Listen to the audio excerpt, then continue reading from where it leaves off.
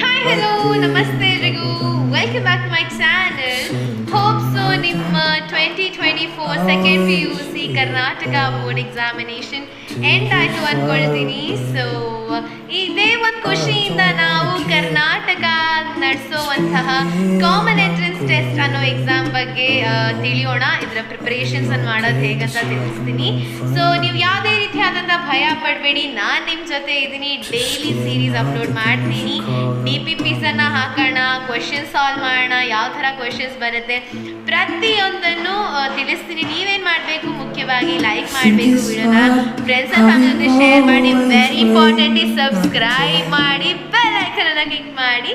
so